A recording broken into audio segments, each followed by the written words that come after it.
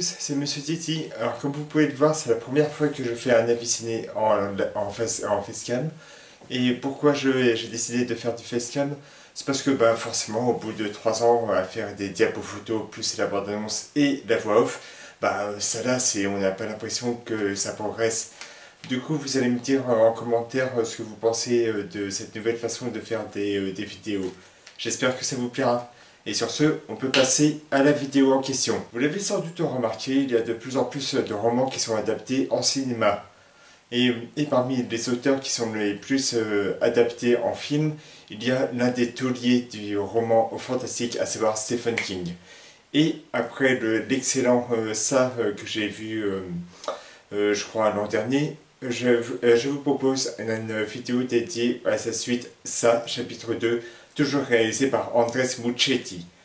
De quoi parle ça? 27 ans après ce qui s'est passé en 89, le club des ratés a forcément pris quelques coups de ride et malheureusement atterri, Gripsou est de retour pour bouffer des gosses à droite et à gauche.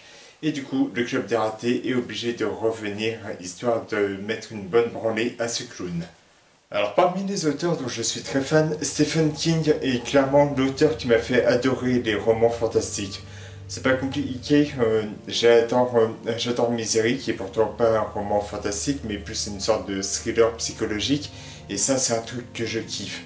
Et dans le domaine un peu plus à la fois fantastique et thriller, 22 novembre 63 est clairement le roman le plus intense que j'ai eu à lire pour l'instant de ma vie. Et malgré que je parle du film Ça, chapitre 2, j'ai pas lu les deux bouquins Ça, justement.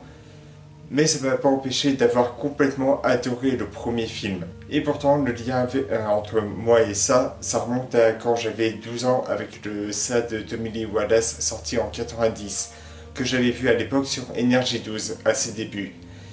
Et sincèrement, l'apparence de Gripsou avec ses dents bien pointues qui arrivent au bout d'un moment, quant à cet âge-là, ça fout les boules quand même. Et du coup, qu'est-ce que j'ai pensé de ce nouveau volet de ça?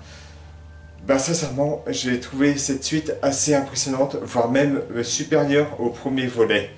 Comme beaucoup le savent, faire la suite d'un film qui a cartonné en salle il y a quelques années est assez risqué. Et ça l'est encore plus dès que c'est l'adaptation d'un roman qui a cartonné en plus. Et pourtant, Andrés Muschietti avec Ça 2 a réussi à surpasser le premier Ça selon moi. Et on va voir ça sur plusieurs points.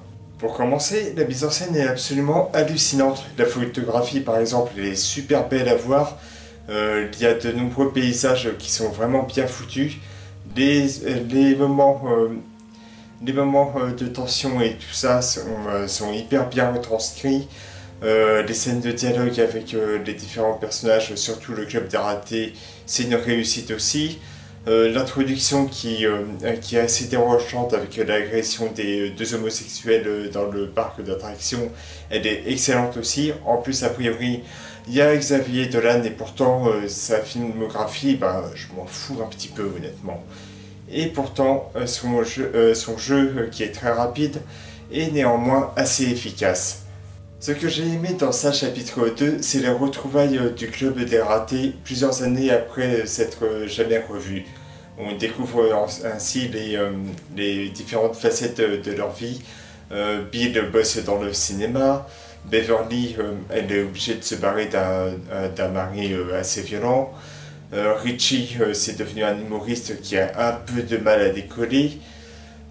Et seul Mike, parmi les membres du club des ratés, est resté à Derry à guetter par exemple Gripsou ou un truc dans le genre. Et leurs retrouvailles se font petit à petit, les amitiés se renouent, et le film prend bien son temps pour que ça se renoue, et sans être dans le trop sentimental et tout ça, ce qui aurait pu le gâcher un tout petit peu.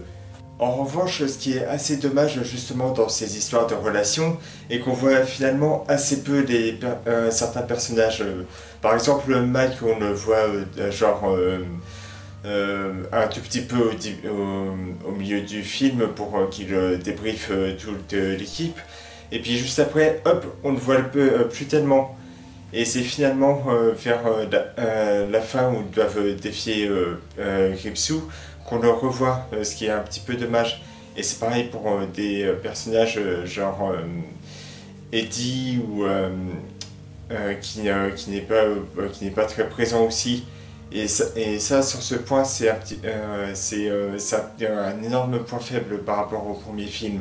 Et c'est assez dommage que Andrés Muschietti n'ait pas plus peaufiné les relations. Enfin, c'est un petit peu dommage selon moi. Ce qui est intéressant dans ce chapitre 2 est que maintenant que les membres des clubs d'araté est devenu adulte, ils pensent avoir terminé avec leur peur d'enfant. Et ben en fait, maintenant que Gripsou est de retour sur Derry, ils doivent se retrouver confrontés à leurs anciennes peurs.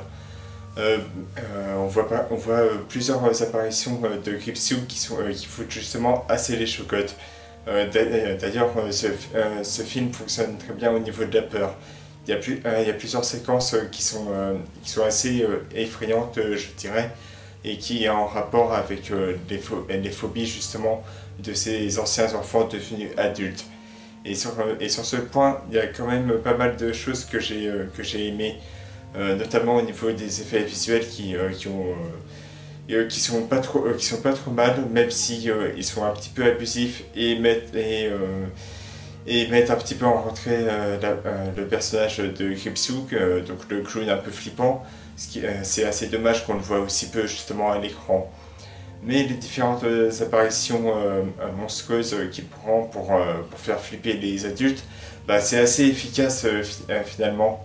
Je pense par exemple si vous avez vu cet extrait sur Facebook de Beverly avec la vieille dame qui se met à poil derrière elle et qui se transforme en monstre assez dégueulasse, bah, ça surprend, même si on l'a déjà vu, ça surprend quand même.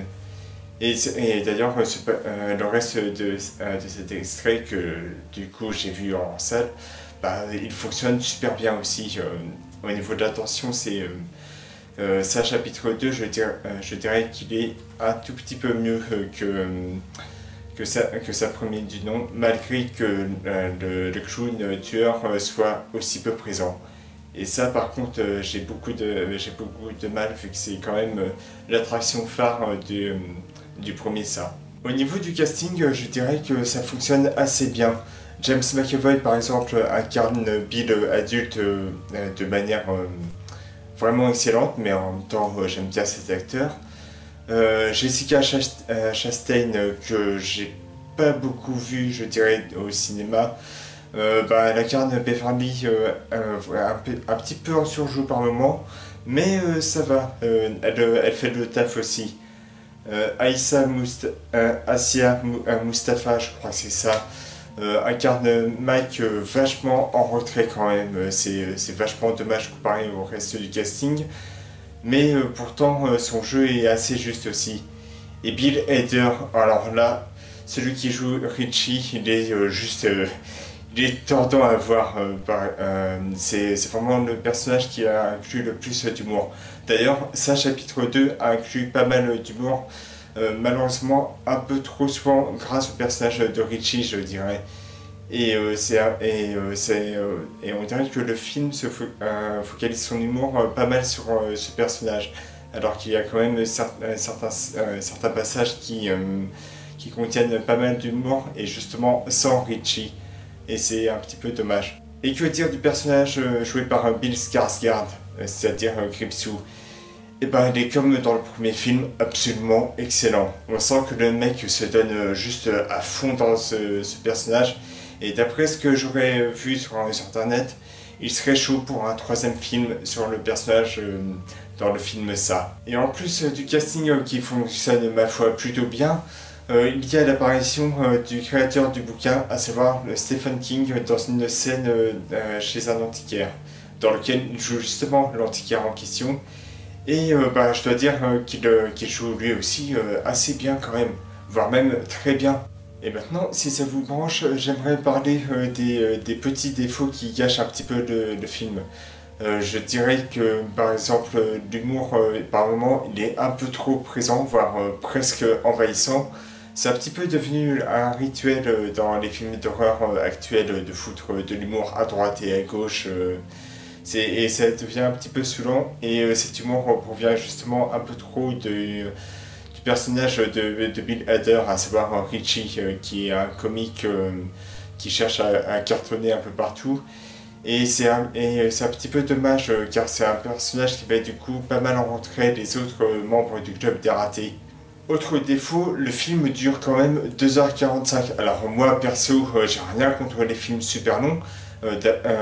J'en ai plein que j'aime beaucoup, par exemple Aviator, Le Bon, la Brute et le Truand, etc. etc. Je dirais que pour un film d'horreur, c'est pas forcément nécessaire de mettre une durée aussi longue. Je crois que le film Ça, chapitre 1, durait beaucoup moins longtemps que ça. C'est vraiment dommage car il y a pas mal de scènes qui ont été rajoutées et qui sont pas forcément hyper pertinentes, je dirais.